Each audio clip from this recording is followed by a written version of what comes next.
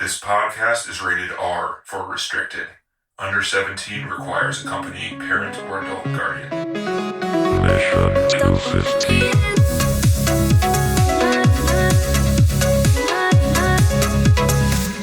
Okay, here we go. Let's go. What are we doing? I got to introduce the whole fucking thing? Yeah, dude. You go. This is all your show, It's your man. movie, dude. It's your time to shine. Let's go with it. Hey, everybody. Welcome to the Mission 250 Filmcast, where we are watching some kind of movies from some list that someone made as a user on IMDb. No Boston accent. Today, Come on. Throw in some Boston I am accent your there. host today, TC. And joining me are... John? And Denny. Hey, here we go. And today, what are we watching, boys? We're watching one of the best movies ever made. Good Will Hunting. There we go. You gotta do the IMDb synopsis. The synopsis? I gotta do the synopsis. You got it pulled up? Oh, you don't have it pulled up, dude? What do you not do? You got it prepared? pulled up, Denny? Yeah, No, read dude, the no, show, dude, you're you not gotta pull it prepared. Oh, this is fun. No, I don't have it pulled up. Pull I'm up. just gonna be Pull it quite up. honest. Yeah, dude. All right. Jesus Christ. This is a lot. Damn, Denny, I don't know how you go through all this. Oh, dude, I fucking work my ass off every day pulling up these tabs, typing in things. Fucking sucks. You got like set up like a whole like bookmark situation. All I'm right, staring at here all we my go. tabs right now, nicely organized, but I'm not going to use them. It's not my show. Wow, what a Oh, man. bum This has synopsis. got to be hard for Denny. Oh, I'm sweating, dude. I'm like, come on, TC, come on, go. Yeah, No. what a bum synopsis though. All right, so the synopsis on IMDb is pretty Yes, not I think so it may good. be the shortest synopsis ever. Yeah, like, hey, wake up, huh? Maybe give it a shot. I mean, Jesus. So the synopsis is Will Hunting, a janitor at MIT, has a gift for mathematics, but needs help from a psychologist to find direction in his life. Which, honestly, I'm not so sure the fucking synopsis encapsulates this movie. But, He doesn't really it need doesn't help. sound like too bad of a summary to me. I mean, it's just like the parts. Yeah, I mean, I don't know. The story is just not like that's just such there's a. I no don't know. swearing. Yeah, in well, it. that's what it I is. mean- Hey, fuck you. What? Right. No, this movie yeah. synopsis should be, you think this movie's about a really smart kid, but really it's about a sad psychiatrist and how he gets over his loss. That's right. That's right. So this Ah. movie, it stars Matt Damon and Robin Williams, really, right? Yep. Yeah. We don't And even a scarf, know a neck scarf. Yeah, Pretty prominently well, we displayed. don't know Lambeau's name as an actor or in we don't care about him in the movie either. So I don't even know what that guy's name is. For Lambeau? Christ's sake, seriously. Yeah, Professor Lambeau. Skarsgård? Oh, he's great, though. He's in lots of things. I know, but my point is I don't know his name. Right? Oh, well, now you do. Yeah, Skarsgård, say But- it. And in the what is it? Skarsgård? Yeah. Oh, Stellan. Skarsgård. Stellan Skarsgård? Yeah. Bill Skarsgård's his kid. Jeez, I don't know who that is either. He was the You could clown say in a ton It. of names. Oh, that's something I wouldn't know. Oh. So I haven't seen that movie. Oh. So yeah, Stellan Skarsgård. He's the mathematician professor who's kind of a bum, really. I mean, Will's a genius.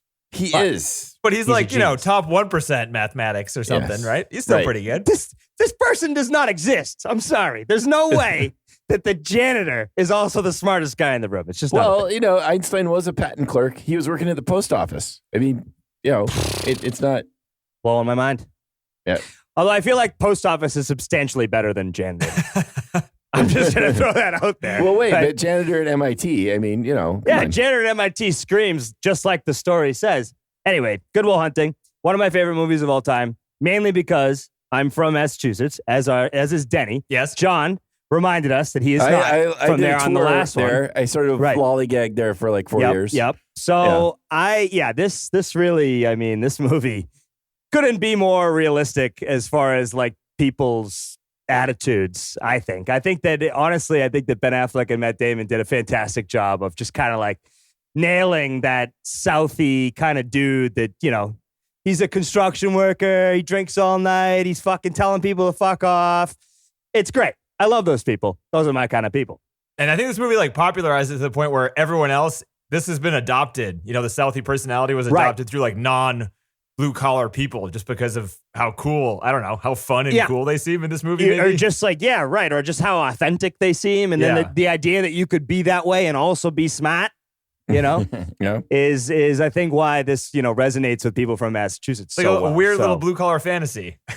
Right. It's like a blue collar fantasy, but you're not blue collar anymore. You're really the best one in the room because that's how you think anyway. The ego of the blue collar guy in Massachusetts, he already thinks he's the smartest guy in the room. The reality is he's not. Right. There, so there was that's a the little bit of difference. insight and say from like Ben Affleck's character that I didn't expect. That sort of like, but yeah. I don't have to go to I'm- school to know everything. I already know everything. It's Yeah, fine. right. Like I'm fucking wicked smart, but not in the way you are, Will, that kind of shit. So, yeah, I mean, I was watching this last night and, you start whistling that Gus Van Sant and then you realize, oh my God, that's right. I forgot Elliott Smith is in this. Like they give Right. they give that soundtrack of Elliott Smith all over the place. Got up there and like performed his song at the Oscars and did not look glamorous at all, and it was great. Oh, really? Oh, I didn't know that. He did his song at the Oscars, and there was it was just him up there. Just he did the guitar. There was no like big production about it. It was really cool. Well, it's the yeah, last song in the movie, kind of when he's No, rapping he's away? got a bunch of songs in the movie. He's got a few bunch of of them. songs in the Yeah, a movie. few of them. Yeah, oh yeah. I've been on a kick ever since I watched it the other day, and then I rewatched it last night. I just saw what's his name, the guy who did the Beetlejuice soundtrack in Oingo Boingo, Danny Elfman. Danny Elfman. Yeah, his name was Danny in the Elfman. credits. Oh, well, he did. Danny Elfman did the music, the score, right? Yeah. Which the score seemed like nothing special. It just seemed like a musical score.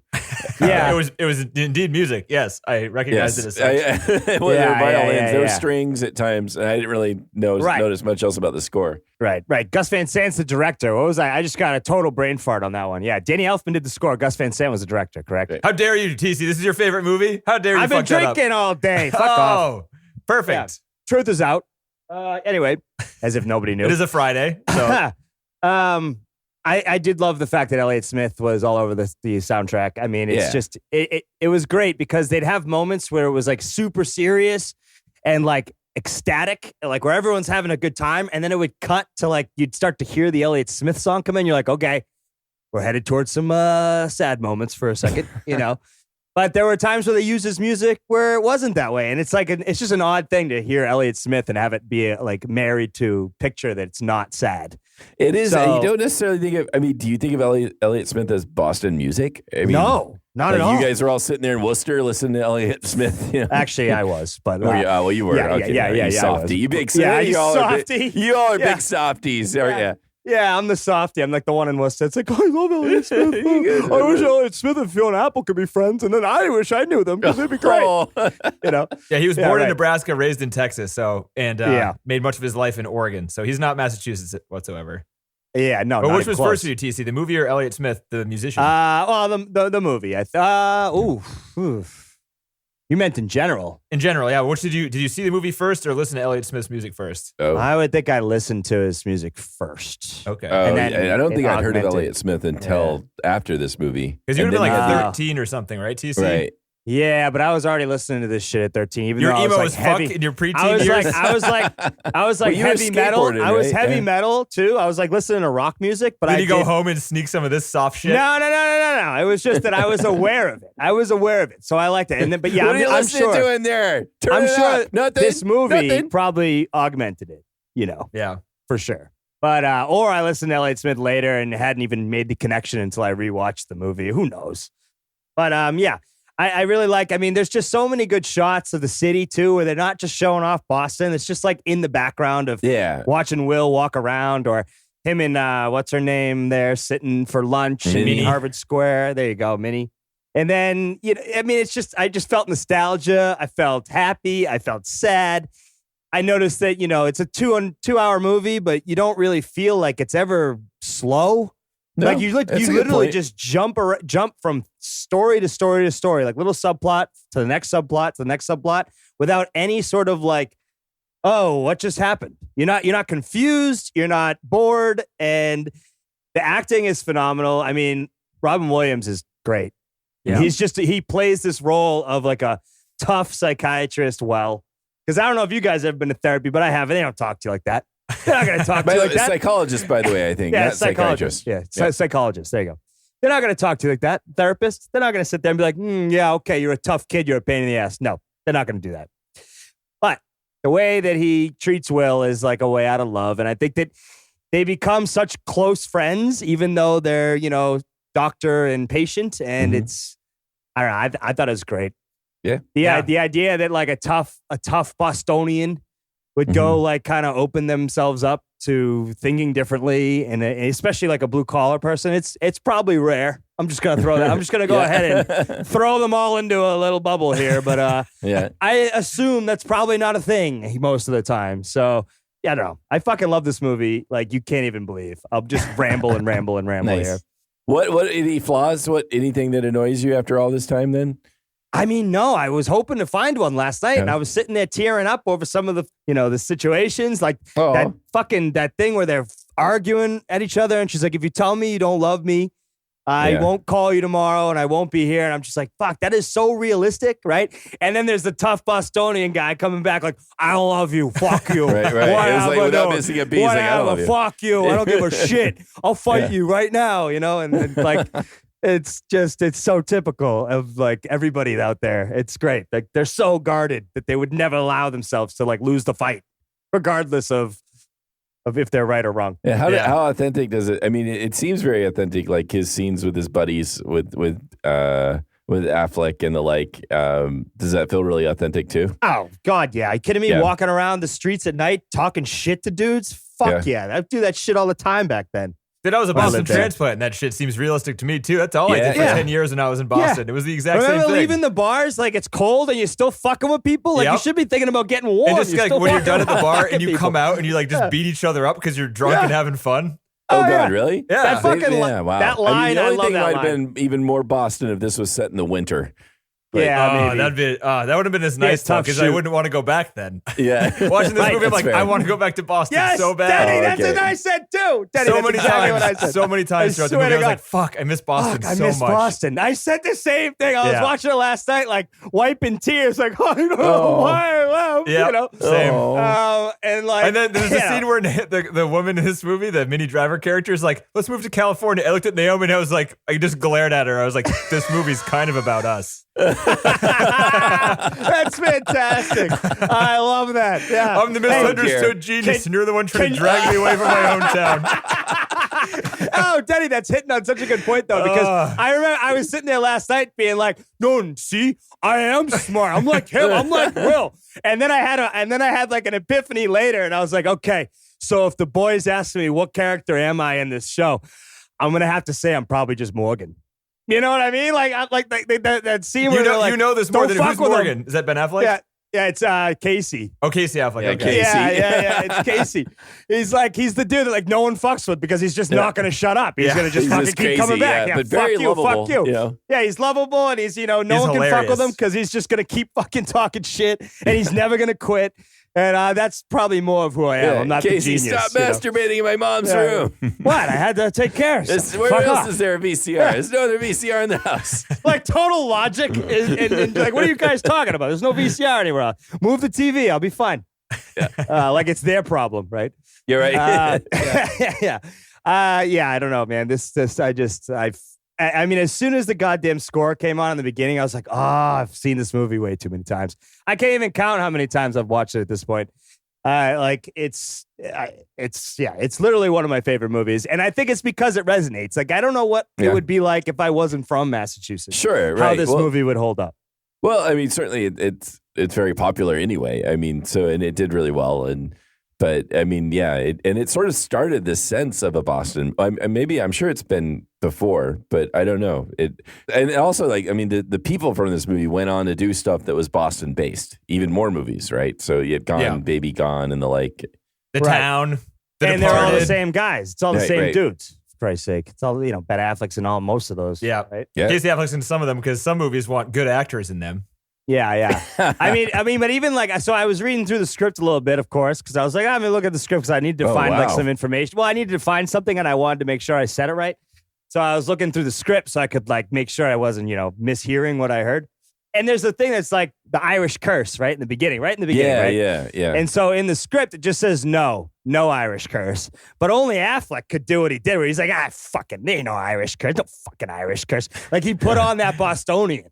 Yeah. Where it's just not just reading the no Irish curse. Right. It's just sitting there going like, on and he's on sitting, about he's fucking he's pissed. He's just thinking about it. He's thinking it through. He's still mad. He's like, it's fucking Irish. No Irish curse. Come on. No Irish curse. And so I think that like those little nuances that you don't realize are there. I'm happy that Ben Affleck, for this might be the first time I'll say that out loud, I was happy that Ben Affleck is a part of this movie. Nice. Also, Yeah. like Because- even he brings himself down when he's talking to that girl with like out any like teeth in the front of her face, and she's not attractive. He's like, "Hey, we're gonna Hey. get laid again tonight." And she's Yeah. like, "Fuck Why you." And he's like, didn't- "What? Yeah. What did I do?" What'd I do? The fuck? Yeah, she's missing a tooth, Will, you know? Yeah. It's really, she's got skin problems, you know? Starts to like, go through the motion of like making himself not feel so shitty. Yeah, yeah. But he's not It's ashamed great. of it, and it's just like No, everyone is so not at all. prideful, and it's so realistic for like people in Boston. Everyone's just like Yeah. blindly prideful. It's awesome. Yeah. And on top of it, just being like, don't give a shit what everyone else thinks. Yeah. Like, fuck off. Well, yeah. at the same time, being kind of the some of the most like similar type of people, like group mentality type of people on the planet. From what And I've the planet. Yeah. Total mob mentality. Are you kidding me? Absolutely. There's loyalty there. It's blind loyalty. Even if everyone knows you're doing the wrong thing, you're like, fuck it. Tommy's on it. I gotta go do it. What can you say? Can't do shit. Nothing I can say. He's my friend. I gotta go. Even like, and they go through that even when they fight, right? You know, Yeah. Carmine, Scott Paglia. And even when Right? they talk Hey, about why Carmine. like Will's character is so like why he sticks with the friends is like, oh, he'll bring a baseball bat to anybody if he just says the word. Yeah. If you say that, right? I mean, Yeah. those are little things that everyone in Massachusetts has, you know, that grows up in like kind of like a towny situation. Maybe not in the suburbs so much, but in like a Southie or a Worcester or like Everett, where my mother grew up, or one of those like small town, towny people, blue collar, working their ass off, barely making enough money to survive. My family was a little bit better off, thank God. But, you know, there's so many of those people there. And this movie definitely hits the nail on the head. It's great. Yeah. And then once we start going into all the psychotherapy stuff, I mean, they really dive into like so many problems that most people have up in Massachusetts, right? Like where they're too scared to like let go. They're too scared to like think about things. Like you said, Denny, they're so prideful that they don't really know what's right, what's wrong. And, you know, like when they started going through all these other things and there was like new perspective into Will's mind, I feel like Matt Damon did a pretty good job of like his character development. It showed in his acting. Like he stopped being such a tough son of a bitch about halfway through the movie. Yeah. And I don't know, man. I literally could go on for hours. Please on this do. one. Dude, Teasy, I've never heard you be so happy about a movie Yeah, before. I know. Dude. I'm enjoying the hell out of this. Yeah, too. it's so good. It's so good. Yeah. I mean, Professor Lambeau there, while pain in the ass, like his character is necessary for these two people to grow, right? Yeah, but also you can see like one thing this movie does that I really like is you get to have sympathy you get to understand sort of where everybody's coming from, and even the professor, for him to have that moment where he's like, he's fought all of his life to be great at this, and to be around Will, who it's easy for, is really hard for him to accept. Right. And Tom. Poor Tom Right. just wanted to be friends with Lambeau, and now his whole fucking thing's screwed up. Yeah, Is yeah. Tom the kind of quiet nerd in the background? Yeah. We don't even get to hear more about him, but he just sort of like grouses. Yeah, he's like, once in a while. oh You can no, remember- damn it. Well, he had his Yeah. moment when he told Will that, like, you know, you should be grateful for how Right. lucky you are. You know, that Right, was I right. thought that was a big thing for Tom. I 'cause- thought Yeah. for a character that was like so understated, he had a lot of lines of dialogue, and I kind of liked that. He seemed just like No. like a nerdy little protege. yeah, he's an Most people Right. who are good at math aren't as flashy as Matt Damon's character in this movie. No. you know? Right, No. right. And he even gets his moment, right? So you Right. feel sorry for him too, and that's again really well done. Well, and I think it was when he has that statement about Will should be grateful. It's during a time where all the characters are being taken down a peg, and Yeah. like it's his. So it's like the ebb and flow is like it's his time to be important, and it's their time of falling apart.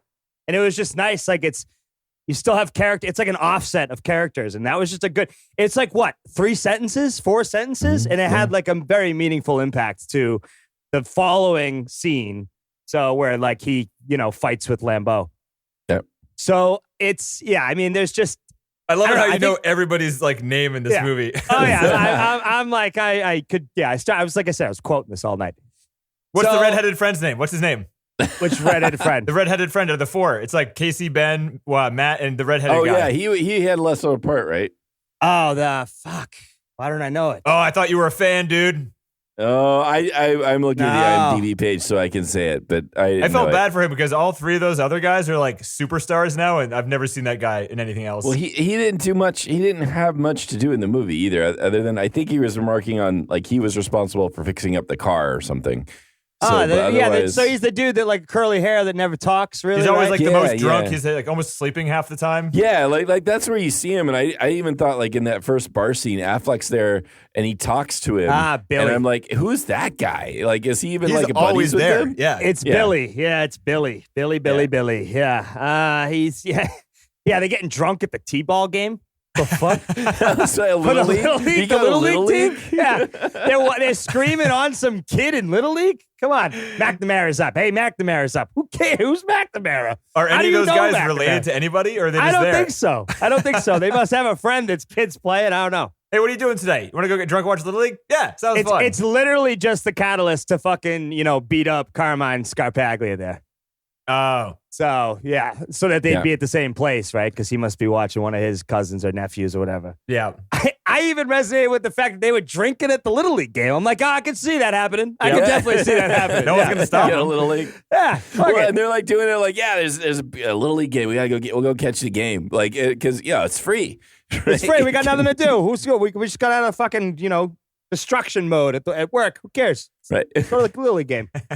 The good thing too is when they get to all like the against the Harvard kids, right? Where like Yeah. they made a statement on, being smart or being street smart and how they're two different things for a lot of people. And you don't have to be an asshole either one. Like Right. the people that are the bricklayers, they don't have to be pricks to the people that are smart, and the people that are smart don't need to be pricks to the bricklayers. So I just thought it was a good statement. And it's a very Massachusetts thing, right? Because you've got a bunch of academia and you've got like Right. the workers, and they all live in within 3 or 4 miles of each other. Right. I mean, Yeah. Boston's not a very big place. No, I love how they're like, So- you want to make the trek all the way down to South? You're like, it's 5 miles. dude, it's nowhere. Are you kidding me? In LA, fuck Yeah. that, dude. You get on the red like a- line, it's like 4 stops. It's not that far. Dude, you don't date out of 5-mile radius because it's too far here. You know what I mean? There, you're like, nah, I went down to Newton yesterday. I'll go through there tomorrow on the Pike. You know, Yeah. what are we gonna do? And I did think the love story was good. I buy it, right? Like these two Mhm. people getting along and then everything falling apart because they're all fucked up inside. Yeah. The whole subplot of him being an orphan and like lying about the brothers and like you said, like I think it hits back to what Denny was saying about the pride, right? Like even Right, someone right. who's so fucked up, they're so prideful. Like, nah, I got brothers. What are you talking Right, about? I'm not an right. orphan. You're out of your mind. And he also can't. He can't deal with the idea that if she knew the truth about him, that she could She might handle walk it, or away. that she would like. Yeah, right. So she knew really where he came from and what happened. Well, to he's him. like convinced Yeah. that if he told her, then she would just instantly end it. So, right? right. And like, so he right. just So ends then- it before and she at can the do end, that. he's like trying to clobber her with it to just sort of make that happen. He's like certain that she's going to walk away from him when he reveals how terrible things are. Right. Meanwhile, And so she he wouldn't just, have. He just like no, but he's that scene where he just hits her over the head with it. I mean, it was really well done and very moving. But that was a tough scene. I was tearing up on that one. Dude, for sure. Minnie like almost made me tear up too. Just like looking at her face, I was like, oh my God, what's happening? Yeah, I know. Her acting is like bringing this out of me. I don't know what's going on. Yeah, she was Aw. crying, dude. Yeah, she was She good. seemed What very is- sad. Yeah, What is she this? did. What is this? Yeah, she. I don't know. People did. cry in movies a lot, but she I'm was doing it in a confused way. here. What's going No, on? they I need help. both like he looked very mad and she looked very upset, and it was Yeah. Right, no, totally believable. The dramatic scenes in this film are really well done, and there's a lot of very high drama. The scene between Robin Williams and Skarsgård is really good. When they're where yelling at each other? Yeah, that one is really well done too. Yeah, and I just it's not easy to pull that stuff off. No, it's not. And I don't know if that's a good director or if it's just the actors or what, or like maybe they just made them feel comfortable, so they weren't Yeah. doing a million takes, but they were like setting up their world right, letting them loosen up. I have no idea. I got some How you information on it. Okay. Cool. Well, Nothing course that'll you give do. you some definite answers though. But Okay. the commentary But- track did have Gus Van Sant, Matt Damon, and Ben Affleck on it though. Nice. Oh man, I should have watched. I didn't have time. I should have yeah, watched I'm that. surprised you haven't. Yeah. Surprisingly, Yeah, very low key. Just to throw that in there. I'm sure. They're not Really? like, oh, Sure. this is a great movie. Let's have fun doing this commentary. They're like, yes, it is difficult writing a screenplay. We had a long time writing the scene. It took us a long time to get it made. And you're just like, oh, this is weird. They're all. But see, maybe old now. that's what it they- was though, because they paid so much attention to it that they were able to like shoot it a few times and get it right. Well, knows? they were sitting on the script for at least 4 years. And they were trying to get it made for all those 4 years. So, but like they said, at least one point where he was talking about the scene where he's talking about the war stuff, like that whole long piece of dialogue. He said that didn't even take him that many takes. Like he did multiple takes and got it pretty much perfectly every time because he had memorized it by that point because they had been sitting on the script. That had been part of the scene for a long time. Yeah. Wow. That was a great scene. That was a great. And they also said like it was more like being in a play as opposed to making a movie. Because if you're making a movie, I mean, from what it sounds like, you memorize your lines for the next day in your trailer or whatever. You show up that day and you start working. And you're like, all right, we're doing this scene today. I'll memorize this scene. But they like knew the entire movie. So like people would walk onto the set and just be like, all right, which part of the movie do you want to do? We'll just, I know all of it. See, that's awesome. So they had like really, and they knew kind of like where they're, the story and the city, and they knew people like this, I'm sure. Yeah. So it wasn't hard for them to act this because they've already fucking been around. For all of these guys, and especially some of those, especially the scenes, which can, the ensemble kind of scenes like at the bar or whatever, which can be kind of hard, but these guys already knew all this. Like, and they already knew each other. Easy. They already knew each other. Yeah, right. I mean, you figure for me, right? If I was to act, like I'd probably be best in a Bostonian movie. I'm not gonna lie. Like, what else would I do? Like, I can't change this. You do good Casey. Yeah, I can't change this bullshit. Right? That's not gonna happen. I'm not gonna be like, oh, I'm from Britain now. Like, I can't do all that shit. Like, I'd watch that. Yeah, there's no way. So, I mean, it just makes sense. These are the right people for the right movie. Retainer. I love that quote too. Like the idea that you would send in a proxy to your interview. I will go as far to say firm. that is the best scene Ben Affleck has ever been in a movie. Easily. Are you saying you want us to pay you cash right now? I didn't say that. That was so much fun. I didn't say that. Your situation for you would be concurrently better if I had $200 in my back pocket. And everyone looks at them. I love that scene. I mean, I quote that shit at work all the time to a friend, like, retainer. I got my eye on you. I don't know about this guy. Got you. Keep your ear to the grindstone. What does that even fucking mean when he says that shit? Makes no sense. No. Oh, dude, it's so funny. I could see why Lambeau was pissed on that one. He set the interview up. Oh, no, it's fair. Again, the motivation that they give Lambeau is great. I mean, that he wants to see this other kid succeed too. And even... Does he though? Like kind of selfishly. I don't think the way you're talking about him, it sounds like you're kind of on his side at least a little bit. I hate that character. I think he's a piece of shit really? The entire way through. Yeah, I don't think he has. Yeah, no, he is. He is. He's an asshole. No, the I only don't redemption think so. he has is when they go have drinks because he knew he was being a prick. But that's it. When, John? When did you switch? So what? Well, no, I didn't switch. I have sympathy for the guy working hard and wanting to be like excel in his field and not being able to and sort of like taking what little like. A lot of people do that. What about the scene where he's trying to hit on the young girl by talking about how cool it is? That scene ruined him for me. It's very erotic. It's like a symphony. It's like a symphony, And the girl this makes me feel more sorry for the guy. Like maybe you'll have a drink with me tonight because he's alone. This is how he defines himself, and so it makes me feel more sorry for the guy, not necessarily mad at him. I don't know. A lot of everyone doing bad things, you kind of feel sorry for him if you're think about it hard enough. Yeah. I mean, that's true. That's a good point, Jenny. That's true. But I mean, he's literally there to be the shithead so that everyone else can shine. So he serves a purpose to the film. I still like how the movie allows, and maybe it's through Robin Williams' characters when they at the end when they go out for a drink that allows just some sympathy for the guy. I think maybe it's also just through Robin Williams' character, which is great that you just sort of see even Williams' characters feeling some sympathy for him, and that's because Williams is a nice guy and he's known him forever. Yeah, and he knows there's like something underneath him that's not that asshole that he's being all the time. Right, and that again is I think not. It's hard to pull off. Again, you're right. You're arguably right. No, I think he's a great character. I just think he's a irredeemable asshole. Oh yeah, he is. He's the Total villain, asshole. But he's not. He's complex, right? And he's human. He's not like, and that's what I like. Okay, I like him too. I see that point though, right? He's actually more normal than anything else. Right. He's not happy. He's not enjoying. He's not just bad to be bad. Especially now that Matt Damon exists. Right. And then yeah. That's. I think it's difficult. I mean, the idea is like I don't know. Just the idea of working at and wanting to excel at something. And then somebody comes in and it's super easy for them. Yeah. I mean, and you see other mathematicians coming in and out. Like there's like one other mathematician in the movie where they're like reassuring him. I don't even know what the context was there, too much, but they're like, hey, don't worry, dude. You're smart. It's okay. I know, that poor guy. He's like, sometimes people just get lucky. Like, no, dude. Guy's a genius. Didn't get lucky. He's better than you. Get over it. Tom's just trying to be nice. My question is, all right, John, do you have any more to say? I have lots more to say on the movie, but you go, Denny.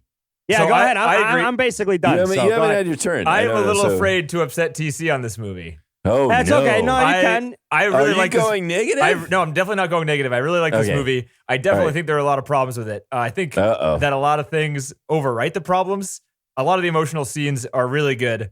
I'm not the kind of person who can watch this kind of movie and just accept it all. Yeah. You're worried about upsetting TC? I want to tell you something, Denny. This is the best. I just not say anything. Denny. Wait, listen.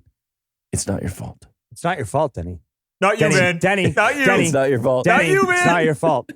It's Denny. I can't cry like a 3-year-old, so I can't it's do not your it. fault. I Sorry, cried Denny, but we're going to keep that saying scene. this until you cry and hug us. I cried. I fucking cried last night watching that. I cried. I'm not going to lie. I'm like, it's not my fault. It's not your like, fault, dude, it's not about you. It's a movie. It's not about you. Oh, God. TC, I don't think I could ruin this for you, but if I come close to doing anything to make you upset, just tell me to stop because I will. You can't. No, you can't. Come on, Denny. You're not that Specifically. important. Come on. I think his acting, I don't think I've ever seen anyone go all in and just cry so blubbery and like, I don't know, ugly cry like he does in that scene. Oh, he's ugly cry. Which is amazing. For sure. Yeah. But I don't understand why the it's not your fault thing was the thing that pushed him there.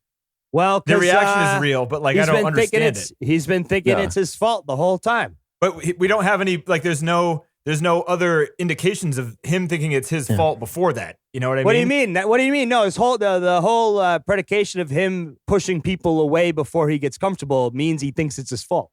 Like he's a bad person. So that's like an assumption I don't. Yeah, he's like bad, okay. and that he owns that he's bad. I don't make that jump you, for some reason. I don't know why. That I didn't buy that scene. That's because you're a good person, Denny.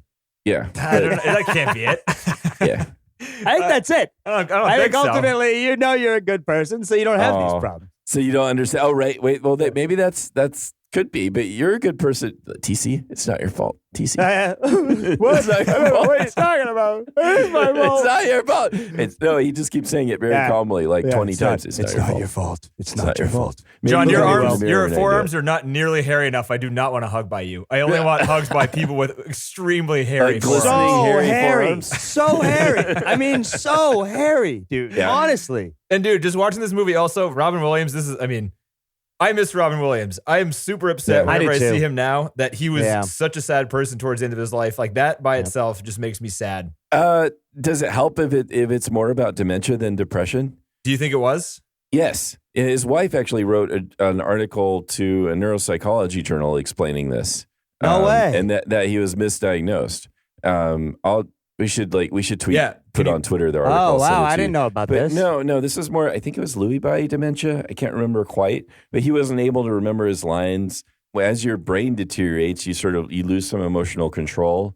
On one hand, some people sort of like the romantic narrative of the depressed comedian, I guess. And so that kind of image, I think, is just sort of caught on for him. I mean, I didn't want to look into it because it made me so sad when I saw he killed himself. So I just saw like the headlines and I was like, oh, that sucks. And this is not to say that this isn't a terrible tragedy otherwise, but this had more to do with the dementia, I think, and where he was going. And again, who knows? You should read the letter that his wife wrote. Okay. I'm not going to speak for it.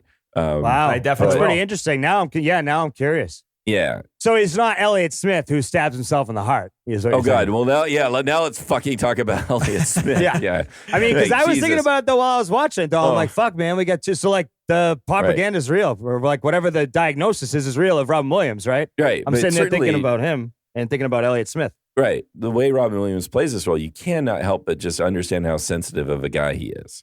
Like he's so good at, even though shit, guys, I gotta go real quick. I gotta be right back. I'll be back in 2 seconds. I gotta go fucking sign for some stupid shit I ordered yesterday. I'm gonna grab a beer. Fridge break. I'll be right back. John, you're gonna grab a little drink there, buddy? Yeah. Well, be right back.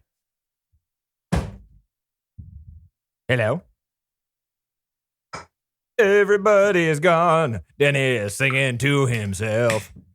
Nobody wants to talk to me. I'm all alone in this room. You're there on tape. Where that's going in the podcast. Oh, I'm leaving it in. Were you there the entire time just to see if I would continue singing? No, I just heard the end of that, but Okay. I want you to keep it in. Don't edit that out, okay? That's great. That's hilarious. I love it. What'd you get, TC? You got a waffle iron? No, honestly, I just got shoes, but I went FedEx. So you know how FedEx is. You got a fucking sign. Oh, FedEx is the worst. Yeah. It's like, just fucking leave it outside. If someone steals it, it's your fault anyway. honestly, just do it. UPS leaves it there all the time. What the Yeah. fuck, right?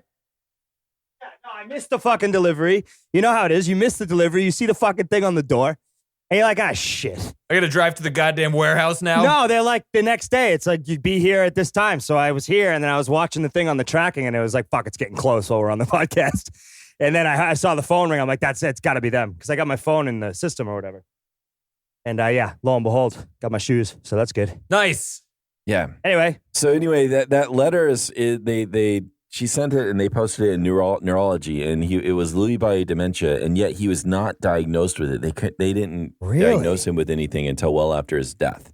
So he was Damn. losing his mind. How do you diagnose And he- somebody with a mental disorder after they die?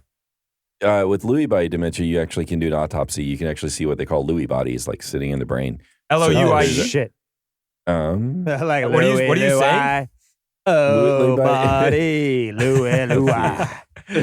God, I don't think that's it. No. LEWY. I'll send you guys the link to the neuro. I don't to quote that. It's a beautiful, beautiful letter, and to quote it, any part of it without the whole thing is not doing it justice. So, Okay, everyone go read this because I assume most people probably thought that he just killed himself because he was depressed. That's what I thought. Right. I did. Yeah. Right. No, it's like, and Lewy body dementia is not an uncommon thing. It's kind of a variant of Alzheimer's, arguably. Alzheimer's Oh, sounds a funner Yeah. version of Alzheimer's. That sucks. Yay, comedy. Yeah. The dark stuff's the Anyway, best stuff, John. yeah, Just like I know, chocolate. I know. That's Come on. true. That's true. Oh, I like that, Denny. Did you come up with that on your that own? is- I just came up with it. I'm wow. sure someone else said it before, though. So That's really good. You need to put that on a T-shirt right away. maybe I should start my stand-up career finally. The No? dark Yeah, stuff. in the Bay Area, I mean, man. You're I gonna don't know. there's- I don't know if we're behind you on that one, but maybe the T-shirt. This movie makes me miss not even, the sights of Boston, obviously, but like when they're sitting on the Charles and they're staring like from the city on like the south end Yeah. of Cambridge, right outside of MIT. I fucking biked there to work for like Dude. 4 years. Like, Yeah, are you I was fucking surprised kidding you're me? alive. I had to stop the credits because I didn't want to watch the fucking Pike anymore. Yeah. You know what I mean? Oh. Was it the Pike or was that Route Route 2 2? or That was Route Route 2, 2. whatever That's it right. is, it's Route That's 2. fucking right. I was like, is that Yeah. Route 2? I think he's going Route 2. He I should have feel taken like- a Pike. What is he doing?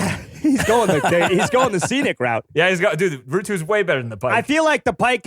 I thought maybe it could have been more towards like 90 when you get to Connecticut. You know, Right. like that area. But yeah. He's going I Route really 2 like to that- 90, down to 84, going through New York. Oh God. Hey, you know, no big deal. I took 2 to the 90 to the 84. You know, save me some time off the traffic. No. You don't take the 2. Who takes You the don't 2? take the 2. You don't have to pay tolls on the 2. What are you going to fucking Greenfield? Fuck off. I'm going to Northampton. Yeah, that's why you take 90. I do 90. like that's how they ended it. I like that they didn't like do some kind of big he's meeting her and hugs her or whatever. I like that they ended I thought it. I hadn't seen this movie in a while, John. I thought that the end of this movie was like him arriving at her college and her Oh, yeah. like talk because this has happened in a bunch of other movies. So I just Right. inserted this Yeah, here where so she's like you had talking to like her a- friends. filled in the blank. She's already Yeah, yeah, assimilated, and he walks up and she sees him, and they look at each other. You don't know what they're thinking, but they see each other, and it's just like movie ends, and you're like, oh, they're going somewhere together, you guys. Yeah. I would imagine he shows up and she's like, what are you doing here? I'm over Now the you, thing pal. is, it's cheating for this movie because he has an ace up his sleeve because he's literally the smartest person living on the planet.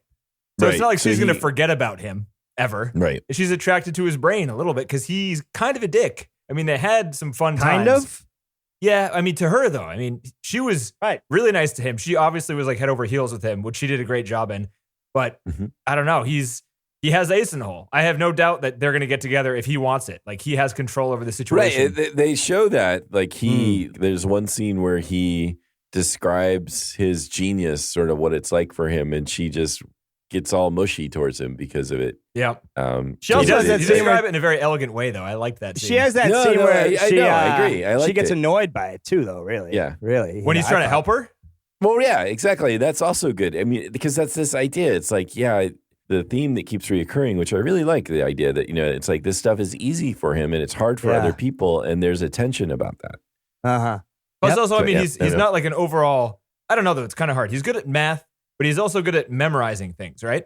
Right, right. So math is kind of math is just what he managed to stumble on, and that's why he's getting help. Yeah. But it probably could have been good at any subject because he can memorize everything. Yeah. But he's really bad. Like there was the one line, which I think I kind of rolled my eyes at and I thought it was just bad dialogue. But now like looking back at it, I think it's just kind of showing that he's not smart in terms of like talking to girls. Like the scene where I don't know, when she's leaving the bar the first time they meet, she says something about grabbing a coffee, and then he says something about like, why don't we just go eat caramels? It's kind of the same thing. And you're like, what? Yeah. You're an idiot, dude. It's not the same thing. That wasn't that smart. Yeah, but that's what it's supposed to be trying to do. Maybe just more socially he was trying awkward. to downplay her thing by making it about something stupid. Oh, you're That's right. what I Maybe thought. he's like making. That's a good point. Maybe that's making him uncomfortable. He was so bringing he's it just down to trying earth for him. Yeah, that's what right. I thought.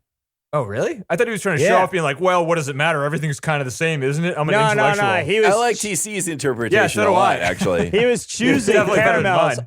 on purpose because it is dumb. And he was trying to make whatever she was talking about seem less important. Right. So even going for a coffee, he was just trying to make it even less of a deal than going to coffee, right? Right. So right. That's interesting. Right. Yeah, I like that. Wouldn't that be a little intense and strange to like go have a bag of Werthers or whatever and just like sit around? Well, he wasn't talking that that's what literally. He wasn't talking literally, that Denny. Would do. Yeah, he wasn't talking literally. He was just being the typical Bostonian asshole. I do the show, trying to take people down a peg. Yeah. You know, trying to take them out at the knees a little bit. You know, bring yourself down to where I am. Lower I'll value. meet up with you, but it's not going to be anything I'm not used to this, guys. I'm not used to this. Yeah. What are you used to? What? I'm not used to both of you understanding a part in a movie and me being like, what? I don't get it. Right, but this is like, I think if you keep in mind the Bostonian humor and the like busting people's balls and that type of shit, like that line makes sense for him because he's fucking lowbrow. It's just part of our psyche. Like, you know, oh, you think you're a big shot, huh? I'm going to bring you down a peg. You know, that's just, like, we all want to be equal here. We all want to be equal value at the low value, not the top value. Fuck off. Yeah, so we're going to go eat a bunch of caramels, right? Fucking idiot. No, we're not. But no no one's one doing thinks they're that fancy and highbrow by getting coffee together. That's a pretty normal thing to do. No, he's saying, like, I don't give a shit if it's coffee, if it's caramels, if it's fucking McDonald's. Right. I don't give a fuck. Even getting coffee, it's kind of highbrow. Like there's an understanding of what it means. It's like lesser of going to have dinner, but it's the start, right? So the idea is if he's uncomfortable with that idea, so he's just saying, well, it could be anything. You know, we're just gonna let's not like say it's going for coffee because that means that we're interested in each other and it might lead to something. And I need to protect myself, so let's get caramels. Yeah, so it could be anything. So he's just kind of like trying to diffuse sort of the importance of it almost by saying it could be anything that they're going to do. But this is part of a great, just sort of insulting at the same time, like mocking the idea of like, yeah, we're interested in each other. We're going for coffee. Isn't that how normal and stereotypical? Next time is I watch that? this movie, I'm definitely going to think of that while I watch the scene. But right now, it's not one of the things that's clicking as right, like, that's clicking. Yeah. You know, my favorite line though, because this brings that up, because when they were doing it, she was like, I was hoping for a good night lay, but I'll take a kiss. That was good. I thought I was like, it was well done. Is absolutely something I would say. Yeah. Like crossing when the you're line, doing good on a way date. inappropriate. Yeah. Yeah, just fucking going for it anyway. Like, hey, this is the honest truth. I'm going to be honest with you. Yeah. I'm not looking for a kiss, honey. You know, that type of shit. And they'd be like, you're an asshole. Right. I know. Anyways, can I get one? It's funny though, wasn't it? Why do you do your first kiss with it when Dude, he's I say got a that mouthful shit all the of food, time at though? work. I'm like, yeah, you know, it sounds like I'm an asshole, but it's pretty funny, isn't it? And they're like, yeah, it's funny. I'm like, see? This is why it's funny. It's funny. Dude, yeah. I feel like I'm losing my humor. Not that I had too much anyway, but like living out here, there's like less situations for me to test it out because people aren't trying to be funny all the time around here. Well, no, I think out here in LA and in SF, people are very caged and afraid to be non-inclusive. In Boston, Really? people would just yell the funniest thing they could think in at Boston, any time. someone will tell you you're an asshole to your face and then still be like, hey, let's go get lunch. Yeah. In California, they're like, no, everything's great. No, man, I really appreciate your help. And then walk around like, I fucking hate that guy. Yep. You know, and it's like, because they're so afraid to tell, like, nobody wants to get on anyone else's bad side in a public setting here. Whereas in Boston, it's the opposite. Right. No one wants to think that someone else is talking behind your back without you knowing it. So in Boston, you fucking tell people to their face. It's the idea of like this stupid thing that they say at work, right? Real-time feedback.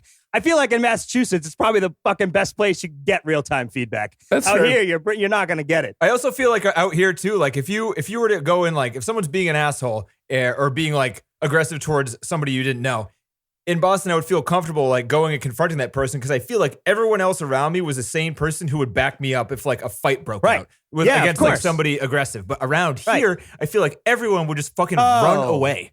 Tippy toe. They'd be tipping toeing away. Yeah. We're leaving you high and dry to get stabbed. Guys. I'm one of the runner-wares. I'm a total coward. We know, John. I don't we know know. how to fight. Okay. I'm more of the Will Hunting. But you've got bad coordination. You We bring you with us so we can throw you in the way and then we run away. Yeah. Good. So I'm more of the Will Hunting where I just walk up to like, hey, you want to go outside? We can take care of this. Not a big deal, I love you guys, but I don't know how to fight. And I love would that. just be terrified. That line, I'm pretty sure I've said that line at a bar before, based probably on this movie. Like, hey, hey, fuck you, huh? You know what? Whatever you want, we can go outside, huh? You want to go outside? Let's do it, dude. Fuck you. Yeah, wow. Yeah, that's why I'm, been in trouble before in Massachusetts. You ever gone up to like somebody who like? And it doesn't always work out for me. I got to be honest. I gotta say, it's not a foolproof method. But it's not. Nonetheless, it has happened in the past, which is why this movie resonates so well. Nice. Did you ever go up to somebody who pushed you around in elementary school and just clock them? Hey, Carmine. Well, remember me? We're in kindergarten together. Bam. I love that fucking scene. Get him. Fuck him. What was that, 20 years ago? Fuck it. Yeah. Now I know what you're talking about. You've been saying Carmine all day. I have no idea what the fuck you're talking about. It's right Carmine and Scott Paglia. Come on, pay attention. Dude, we haven't watched this movie 100 times. I've watched it thousands. Yeah. I used to live with my old roommate, Nick Reynolds, from Maine, and we would seriously just like smoke, or as he would say, pack a heaper, smoke a bowl, pack a heaper, and just watch Good Will Hunting because we had nothing else to do and like we had no money. I remember being broke, right? Like it was a shitty time. College, I'm working fucking $15 an hour. This is my like Big Lebowski. This is Good Will Hunting was your get high and watch it thousands of times movie. Yeah, because we had nothing else to do, and it was like, hey, let's watch something that makes us feel good because we seem like we're like that guy, right? Like we're smart, right? Yeah, right. Yeah, okay, we're like him, even though we're nowhere close in the sense of like the genius, but. That's how you feel when you watch this movie. Is like from Massachusetts. You're like, I could be that guy. That's fucking great. I'm gonna watch it again just on purpose now. Did either of you watch Jay and Silent Bob Strike Back? No, but now after you sent me that GIF, I really need to see it. They were working with him before this film got made, right? Yeah, they were in Chasing Amy, both of them. Oh yeah. Oh right. And they were in Mallrats. Film, I think Ben Affleck was in Mallrats. I don't know. I don't think Matt Damon was. So Batman, they were friends bitch. with Kevin Smith. Kevin Smith produced this movie. Oh. One of the producers. Right. I remember they were like talking to him about directing it, and he's like, nah, you need a real director for this one. Yeah. Then they went to Mel Gibson. Line? Yeah. What? They went to Mel Gibson first. Yeah, let's not go there. Ooh. So they didn't say exactly why Mel Gibson dropped out. And Mel said, "Are there any Are there any Jews in this film?" Nah, yeah, right. Will would have been like a Catholic. Ben Affleck would have been a Christian, right? Well, I think it was Harvey Weinstein's fault, believe it or not, because they told Braveheart just came out, and neither Matt nor Ben saw it, but Harvey did not want Mel to know this. So there were a number of reasons. I mean, Harvey. They lied to Mel Gibson saying they liked Braveheart when they hadn't seen it, and the first time they met him, it was like the first thing they said was like, "We loved Braveheart," and then he figured out they hadn't seen it. And he's like, "That's a pretty bad first impression. They're both liars. It's not good." Yeah, yeah. But Harvey made this film happen. Weinstein discussing made awful this guy movie. that he is. Yep. Yeah. Now don't say that. Now I don't like it anymore. Sorry, 100%. If you were thankful this movie exists, you can thank Harvey Weinstein. It is 100%. Never say that out loud again. It is true. Isn't that rough? That fucking asshole. He bought the script, right? I mean, there was this like period where like they were going to lose their rights to the script or something like that. I don't know how it worked. But Harvey stepped in and bought it out so that they can make the movie the way they wanted to. There's this rumor, I don't know how true this is, but they wrote a scene in the middle of the script where the two lead characters have sex with each other, the two male leads. An oral sex scene. Yeah, oral sex scene. And they wrote it in there, and they were sending it to all these studios, and no one was giving them notes. They were just like, no, we're not interested. But then Harvey Weinstein was like, I like it a lot, but what was up with that scene? And they're like, oh, wait, we just put that in there and see who was reading it and who wasn't reading it. And you're the only person who read it. Oh, shit. So people were just passing them off. Again, in California, they're like, ooh, I don't know. I can't really go against this in a way that makes sense because, like, that scene was weird, but I'm not going to say anything because I don't want to be non-inclusive. So I don't really want to say anything here. Like, that's weird. Or But we they're really doing can't weird say it was stuff, because of like that. giving each other blowjobs in the office. Like, well, if we make this movie, people will start asking questions, and maybe they'll look behind the glass and they'll see that we're giving each other blowjobs all the time. I think they're a little worried. They're a little worried, you know. And then Weinstein's over there like, fuck, I love looking blowjob. I'll read this shit. Fuck it, you know? Yeah, but I don't think we want to put it in the movie, guys. Yeah. Let's, you know. Hey, so while I do love a blowjob, maybe not in that scene, huh? And then they're like, no, that was a joke. He's like, oh, fuck. What do you mean? I'm not getting a blowjob? Oh, you better believe I'm getting a blowjob. I'm Harvey Weinstein. Smash cut. Harvey just naked. What do you mean? I thought that was part of the scene.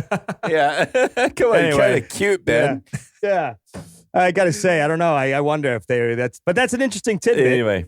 It is full of interesting tidbits, of course. Yeah. Shit. Good Will Hunting, baby. I'm not sure it's going anywhere, but when Robin Williams died, they started a petition to create a statue for him next to that bench they sat in at the Boston Garden. Oh, Really? wow. Which would be amazing. Aw, They should that just would have be him great. sitting Yeah. there. Like the statue should be him sitting on that bench. That'd be awesome. Aw. Yeah, that would be. Too many zoning laws or whatever in Boston to make it happen. I don't know. Yeah. too Suffolk much, Downs yeah. is closed. Like I used to go to Oh. Suffolk Downs for like the Warp Tour. Oh, Warp Tour. Yeah, Warped Tour. that place is now closed. Very good. Very good. What else you got, TC? What other places? In Boston that you like, or in the No, just like I know people who live in those 3-story houses in Southie. oh with like yeah, the for shitty sure. like I've wood been there. lattice fucking porch things. Oh, Those the are road everywhere. the road or driveway that's just big enough for one car. Yep. Oh yeah, And everyone's Go- parked on come either on. side. It's like two-way. Oh, Be yeah. careful. Yep. Good luck, pal. Oh, God, the parking. Yeah. The parking. Yeah. I'm trying to go to this party. It's 5 blocks away, but there's no Ah. parking anywhere around here. Oh, I God. miss it. God, I I miss remember it. when we were in the band trying to do gigs in Boston. And I was terrified of like having to like park and move gear into a place. Oh, God. It's the worst. Yeah, and then me being the stupid buster, I'm like, it's fine, just leave it. Yeah. No, it isn't, dude. I don't know. I mean, there were so many spots in the movie that were just like bring back so many memories of college and partying and walking around and skateboarding for me too. Like I pretty much knew where every shot was. If it was outside, I know exactly where it was. So, I mean, even sometimes I'd see like them in the city. I'm like, oh, look at that's Bank of America Tower. Oh, look, that's where the window ledges were. I mean, like thinking in skateboarding terms. It's just like, I think that's probably one of the reasons why I like this movie more now is that it just brings me back to like, just, I don't know, not better times, but just the things Younger that, you know, times. Younger times, right? The things that made me who I am today. Rose-tinted glasses times. Because Mm-hmm. I'm Right, sure at sure. those moments you didn't feel all fucking happy all the time, you know? Same Hell as now. No. Fuck no. But now dude, looking I back, was you're miserable. like, oh, at least I was younger. Damn it. No, it wasn't even the age. It was like That's what at least. nostalgia is. Yeah. Yeah. I was younger I and had more happier time back then. Yeah. Shit, why wasn't I happier? For me, I just wasn't as paranoid of like everything going wrong all the time. You know. Right. You know, I didn't plan anything. You didn't I have just the did. hindsight of experience of all the things that Right. did go wrong. Right. Someone fucking came at me, I'd fucking punch him. If, you know, if like, you know, I'd decided I want to go skateboard, I'd go to New York on a whim. You know, I'd skip school. There was just like, I had a lot more fun when I was a kid than I do now. That's for sure. So, this movie just brought me back to all those times. Nice. It's great. It's probably why I want to watch it again, you know. Yeah. Not to mention, like I said, the score and the music is good. Yeah. It just match. Everything's good. It's so good to experience it, to hear your experience of it. It makes me love Yeah. the film a lot more. Yes. Oh, nice. That's good. TC, I'm going to do you a favor. I have probably, I don't know. Can I say one big criticism I have of this movie and see how you react Yeah, to it? go. Let's no, get no, that please. over with. See how Come you on. Go react to ahead. it. You're not going to be upset. I'm not going to be Okay. upset. It's fine. This movie seems like a play sometimes. Sometimes the lines of dialogue, however good they are, because they are really good, and I agree that it's very easy to follow. There's a lot of emotion behind it. It's acted very well, but the actual dialogue itself seems pre-written down a lot of the time. I Specifically, can the see that. scene where I think Robin Williams is talking to him on the park bench in the garden, where he's like, he kind of starts every sentence with like the same phrase, and like, unless you had thought about how you're going to say something to somebody, and he could have done that. He could have before going to meet Right, him. because you know it's a speech that he was going to But give. like, it seems just a little bit manufactured. Like, it doesn't seem It off is, the cuff or but- anything. It does, but if you're a therapist and what you're trying to do is But he's trying to become raw, and it doesn't seem raw because it seems pre-manufactured. right. I can see your point. I actually bought that in some ways because you're if you're working sort of as a therapist, you're trying to you're trying to construct what it is you're going to do. Right. And so I But actually do you think that's what the movie that. is trying to do? I don't think that's what it's trying to do. No, I think he's just you're talking right. about the character himself. Yeah. Like I why was just it's thinking so of it in might be terms okay of for like that. how you try to approach it. You actually, there is some calculation involved in terms of how you do things. Right. But my question to you is, I agree that's possible, but do you think the movie is trying to portray that the therapist is using his skills to manipulate Will into trusting him? Is that what you think the movie's trying to do? That's a second level sort of thing. I don't know. I don't think the movie is that You're right. good. That's a good point. That's a good not point. good, Denny. but like that level. I don't think it's trying to do anything at that level. It's not trying to do that. You That's know? a good point. Wow. But you're right. Yeah. But I was willing to go along with that. No, Yeah. I mean, I think the scene is really good. It's extremely entertaining. I just like, I kind of, I don't know, just like, there's something in my head, just like, God, this is great. Acting is great. Fucking love Robin Williams. Love Matt Damon. Like, I love this area. It felt a little manufactured or a little polished. Well, right? you know, it could be the fact that like that was the first scene where he showed his assertiveness as the doctor, right? So it did seem a little bit contrived because it like was very. I mean, you're right, Denny. In a way, like when you sit someone down and you talk to them, right? Like you got all these fucking things in your head. You're like, shit, it's itemized by the time you sit down, right? You're like, I'm gonna do this, and this, and this. But the reality is, you get to like the third one, and then you forget all the five or six other ones, and then your conversation is not. You're more off the cuff. It's not like you don't go back to the same formula like over and over again. Right. Yeah. No, I get you. Because in reality, that wouldn't happen. Even if he did come well planned. You can sort of pick apart some of the therapy stuff in some ways, especially before Robin enters, when they have the other therapists. Like first, like, okay, what math teacher knows all these therapists? Okay, fine. But also one who's fucking with a lot of young kids, apparently. You said that and it was just like, oh wait, that could happen. Right.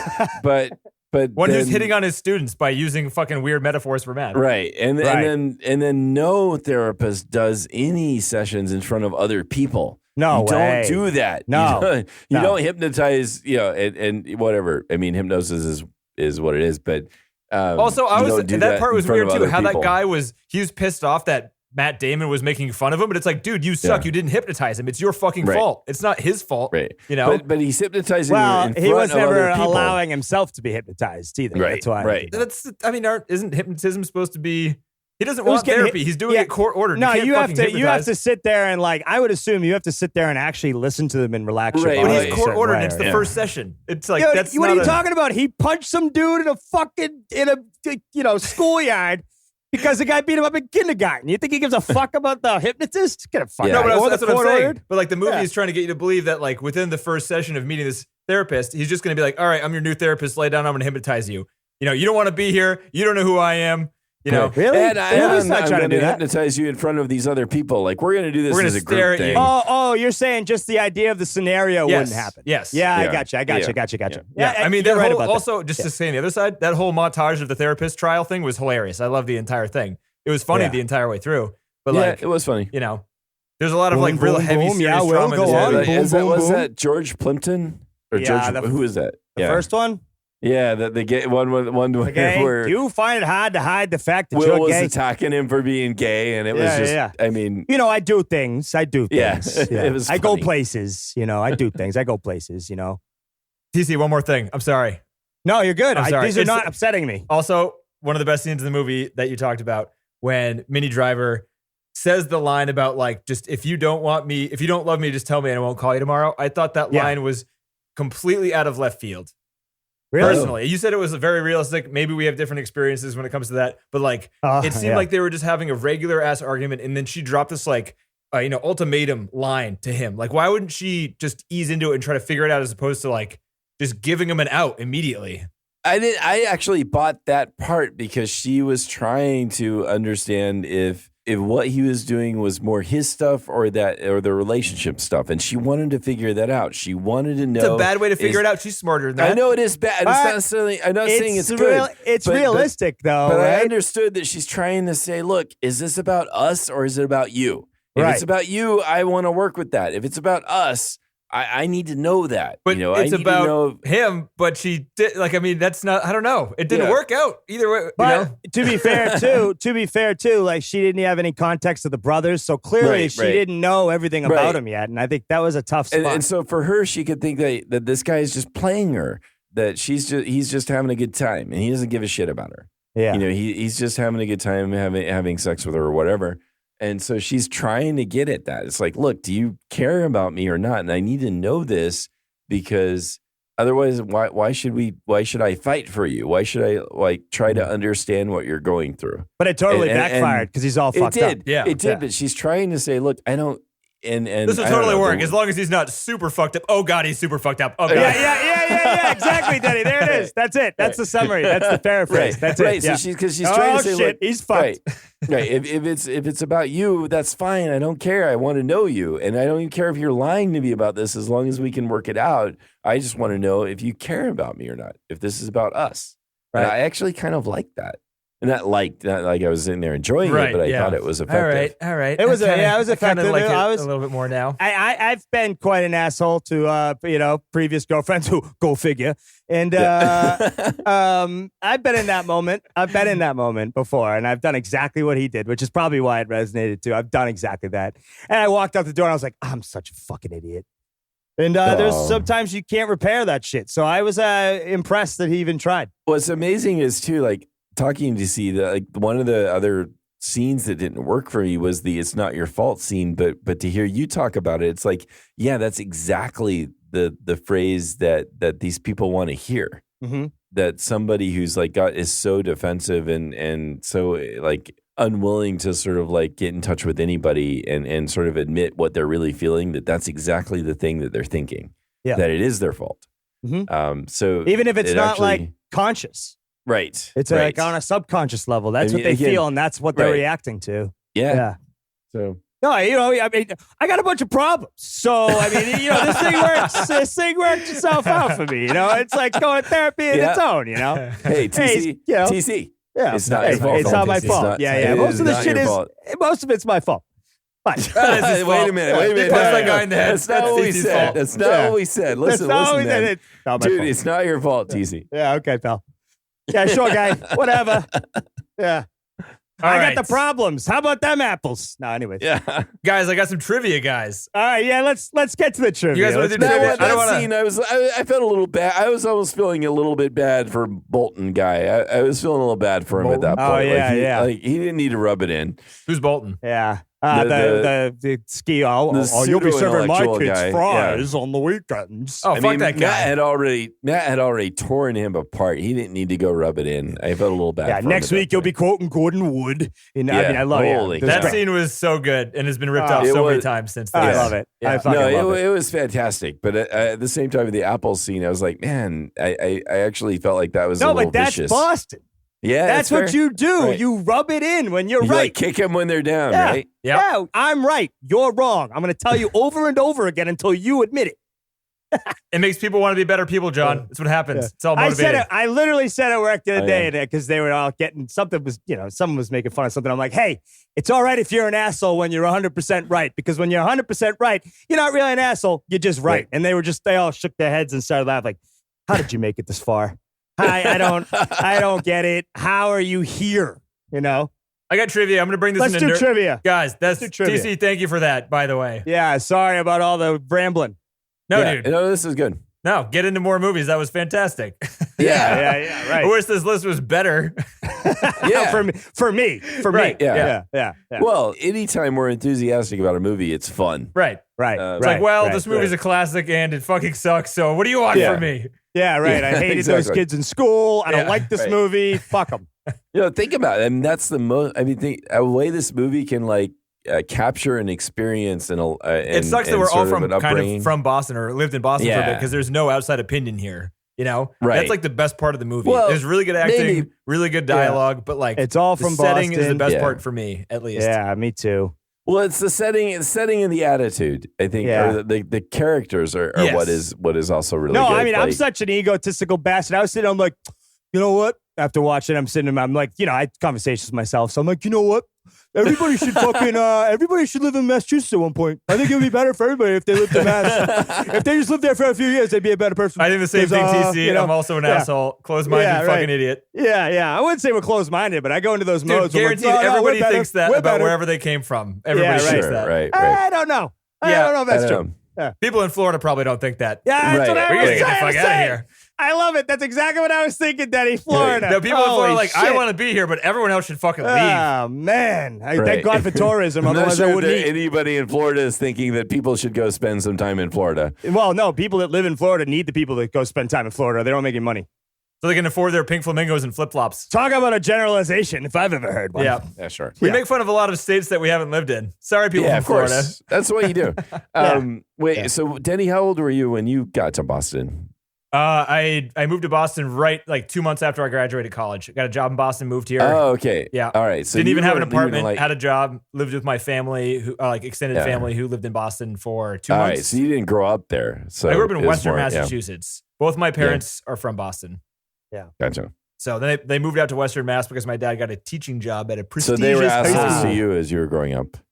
They were the nice ones. They weren't even hippies. I know, They I'm didn't even go to just kidding. Woodstock. Of course they were the nice ones. I don't have an accent. Sometimes I drop my R's. What are you crying for? Shut up. Yeah. Not Park the that car. kind of thing. Park the car. Fucking- So fucking annoying. Yeah, I never got that. So did either of you take a girl to the dog track on a date? Fuck no.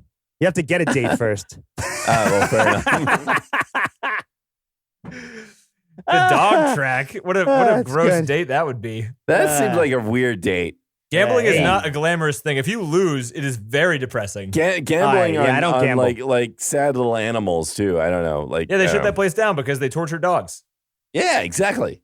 Not a good Fucking thing. greyhounds are the ugliest dogs in the world, but they shouldn't be fucking tortured. They're not ugly. No, Come they on, shouldn't. What's wrong with you? They're not ugly. Are you Anyway. kidding me? I No, don't they're think ugly. greyhounds are ugly. They're ugly as shit. They I have don't warts on their face and they're skinny. They're not even soft. They got short hair. They're all bones. They got ugly faces. Wow, Wow. Denny's really thought this one through. Yeah, I don't know. Sorry, is a greyhound been like?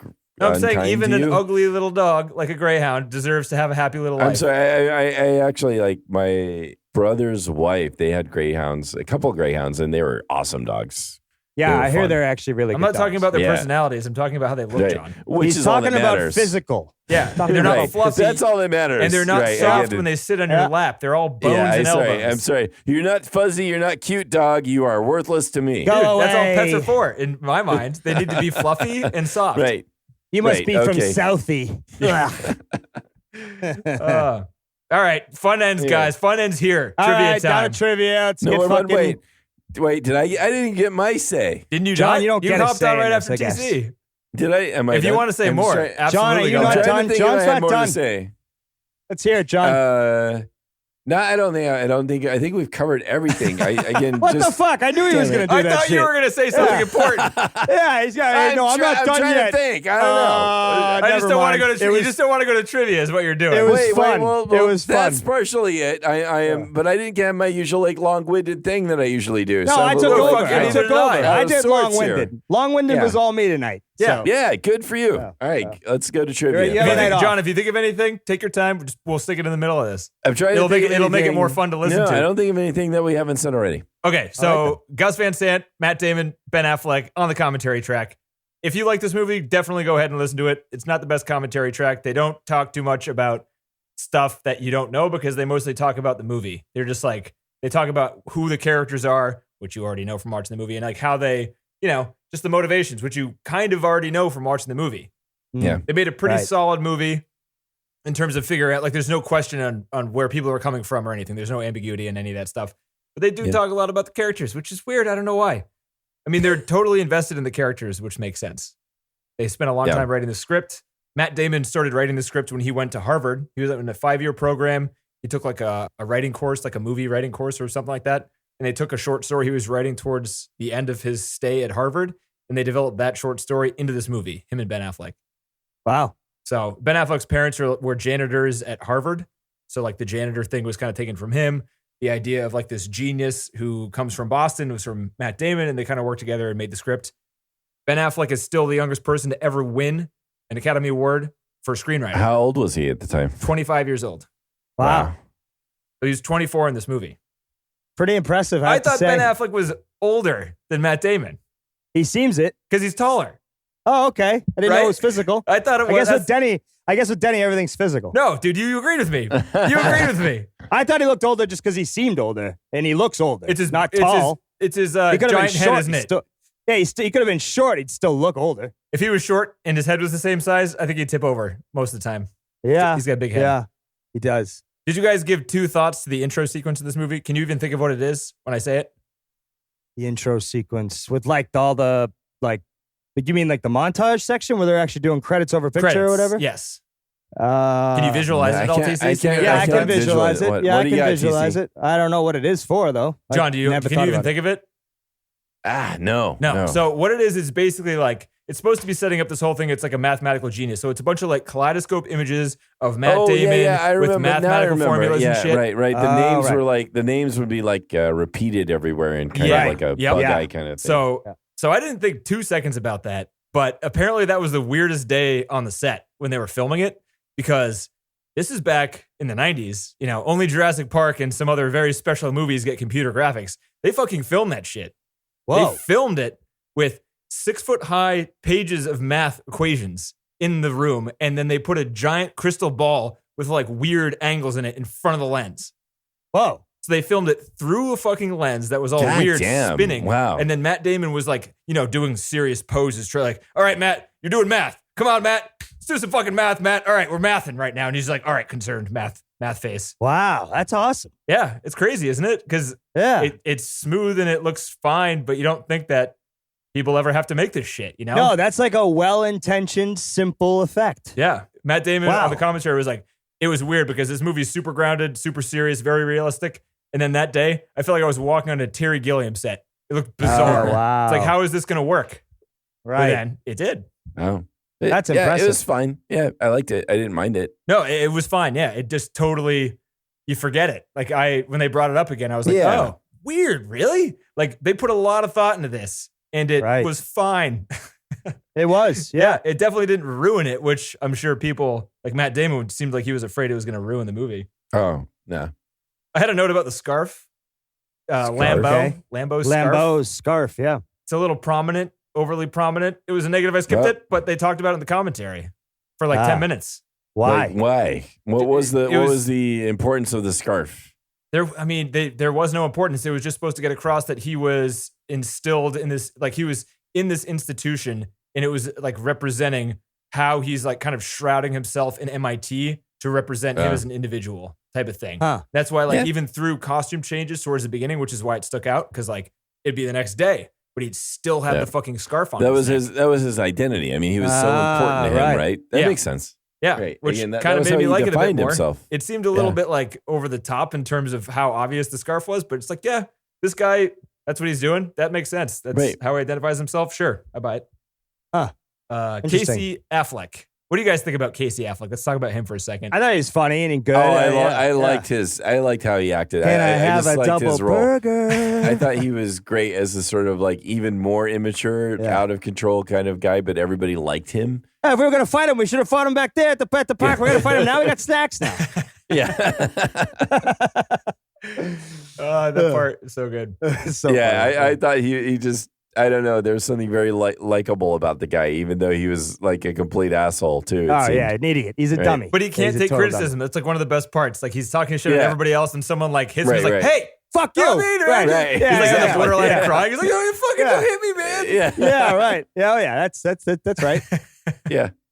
I meant in general. He did that well. Do you guys know about Casey Affleck at all? Oh, and his whole like his personal life. Yeah. Oh yeah. No. Yeah. I mean, what? I don't know. It's not great. He's kind of a creep, kind of an asshole. Oh. Yeah.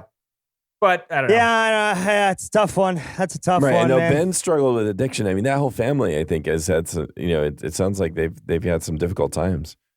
Oh yeah. I mean, I'm sure with all that freaking acting money, they're fucking having a really hard time with their lives. It's not just about the money, I don't know, Danny. dude. Yeah, I don't know, man. It's not about the money. You have all kinds of pains and suffering with the money. Come on, now. I feel like the I have a more hard money time I feeling make, bad for the more actors problems I have. They put themselves out there on purpose. It's like all the shit that it comes with being famous is on them because they chose being famous. They chose it. That's tough too, Denny. I don't know. It is tough, but I mean, a lot of people have a lot of fucking problems. These people have problems, but they create them for themselves more than other people. So does everybody else. I don't know. It's just the problem with it is that with the actors, it's in the fucking your face. With everyone else, could kind of live a double life, and no one might ever know that was a problem. That's the point. Yeah, Yeah, right. But at the same time, that doesn't mean they're not struggling. right? So but it like, makes it hard. Their problems become harder because they're in the public eye. I don't think that's true. Like people have serious problems, and there is a max point of how bad your problem is. You know, there's like people killing each other over relationships. There's like really bad shit out there. But I think there's probably I don't even fucking know. I don't know what I'm talking about. Oh, you got to finish the thing now. You There's can't go got to that be far and not some finish factor in people watching you fall apart, making it falling apart worse. Oh. Yeah. I think there's no chance that it's not worse. Yeah. By Oh, people of course watching you do it. it's worse. But I would also assume that it's worse because there's a lot of things that are out there that may not be 100% true too, right? So like as far as like who you as a person, you know, I think a lot of the problem, like when people in the real regular life, our lives have problems and like they fuck up or whatever, like you just move on to new people and nobody knows, right? And then they just start the whole fucking thing all over again with new people. If you fucking up in front of the limelight and it's difficult to deal with the fact you're struggling, and then on top of it, no matter what you do for the rest of your life, the problem from 20 years ago still comes up. I mean, I don't know, like there's something there that it is more of a thing for them than us. And it's not because they chose to be in the limelight. Like it is. They chose to be in the limelight because they love to do the acting. Denny, I know some of these people. That's part of it. They love to act, like it's just in them. It's not about everyone looking at them. It's just that they love the idea of being immersed. They love the attention. They love the attention. I think that if that's the truth, then they also aren't willing to admit that ever, though. So like, all right. So Ben Affleck and Matt Damon, look at them. They're always in the fucking news outside of their movies. There are actors and people who stay outside of the news. It is possible. Right. They don't choose to do that. They choose to be in the there's public people eye. in regular life that don't have problems too, right? Like it's possible not to have problems in a way that's like grandeur and like crazy. It is. Yeah. But then there's the other people that are fucking nuts and always have problems. And it just so happens that most of those people that are in the acting world, they go balls to the wall with the problems. And I think that the Afflecks are probably one of those people and the families. I don't know. I have a little bit of sympathy for them only because I know some of these people out here that are like that. And they probably will never get it together. They're just, their personalities fit for this fucking type of role that they're in, which is acting and being a part of this creative world that nobody can really put their thumb on, whether it's right or wrong or good or bad, because it's all subjective. I know it's tough when you go into like, there might be like being an asshole or drug abuse or whatever, but when you get into the sexual harassment parts, it's tough. It's tough. You know, it's tough. It's really disgusting and it is, and there's no excuse for it, regardless. And what Casey Affleck has done and what he's been accused of is very fucking. It's terrible. Yeah. And there's no way around it. I mean, that is the reality of the situation. I mean, there is a way around it. He's getting around it. He's in a new movie that looks pretty fucking sweet right now, to be honest. All of them. It all what fucking. movie he's in now? I forget what it's called, but I saw a preview for it a couple months ago, and I was like, God damn it, do it. Can I like Casey Affleck again? Because I kind of wanted. That movie looks good. Well, I mean, like, think about Ryan Adams, right? Like, I'm never going to listen to one of his songs again. But like the point is that I'm sure there are probably people around Casey Affleck who are females and that have never experienced that. So like it sucks because he is a piece of shit. And I'm sure there's a lot of people that are like, but I like him. So it's very tough because like in our world, like if that happens, you just go somewhere else and nobody knows it. Nobody's the wiser. And you might actually be able to repair yourself. But in his instance, he'll probably never get around that. Like, I'm never going to look at him without being a creep. Like you said, Denny, the guy's a creep. Yeah. Right? Like, it's always going to be there. And I think that, like, fucking that role as an actor, it's tough if you screw up. If you don't screw up, you're good. It is. So, you know how he's restarting his career? I'm looking this up right now. This movie that I saw the preview for is called Light of My Life. It's coming out this year at some point. Written, directed, and starring Casey Affleck. He's just doing his own thing now. Oh, well, right. Because how could you? You have to hire the people that want to be around you, which is the people that don't know you in the way that you are, or they're willing to look past it. Elizabeth Moss is the top billed actress. So she might be getting a lot of shit after starring in this movie. Dude, it's fucking Hollywood. This shit will blow over and the fucking box office will keep going up. It's fucking dumb. The reason why it's so rampant is because it's been worse. Like, we know about these things now, but there has been stuff, I'm sure, in the last 50 years that has never been brought to light. And like the Me Too movement hasn't even touched on some of the things I'm sure that have happened in the past. So like the funny thing is though, the money's going to keep coming in. So at some point, money wins in Hollywood every fucking time. I mean, it's not going to crumble the empire. The empire is standing still. People might fucking fall out of the top of the tower, but that tower's getting higher and higher. And you know what? There's probably some other creep that's fucking giving out the budget who's like, yeah, sure, Casey, I'll give you money. There's probably some really smart people sidestepping the like in the limelight producers that are also collecting the money, but you don't know who they are. And they were just the ones that are staying in the business being like, all right, fucking Weinstein's down. All right, who we got next? Who's going to fucking...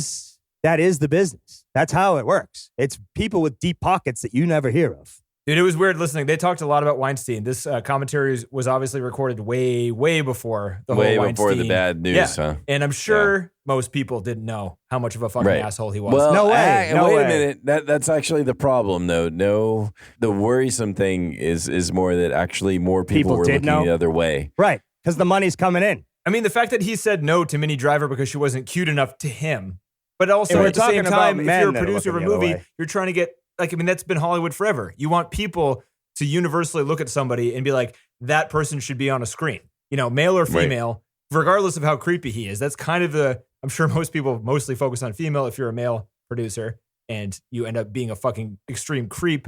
But, you know, Matt Damon and Ben Affleck also look pretty fucking good on camera. They're fucking movie stars. Sure. So I don't know. They are now. Yeah. Yeah. I mean, once you saw this movie, this is such a tough topic. It's such a tough topic because I think every single case is its own case, but we just happens to be rampant in this industry because there's money to go around and people will let things go based on money. And that's how this fucking system works. Yeah. Like there was a time, like just think about this, right? There was a time when Disney was trying to like revamp the fact that basically when you make movies, like say like a movie with Johnny Depp, right? You're basically being extorted for how much you have to pay for them. Because they will not do a role unless you fucking pony up the money that they think they're worth, right?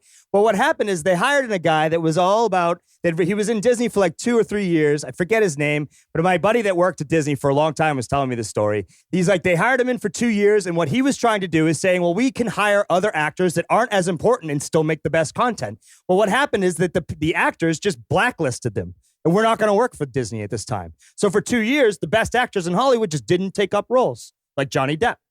And so all of a sudden it said, okay, this isn't going to work. We're not fucking selling anything anymore. And then in those moments, and this is the moment I'm speaking about with this sexual harassment stuff, in those moments when the suits start going, fuck, we got to make money, all of a sudden Casey Affleck has another movie.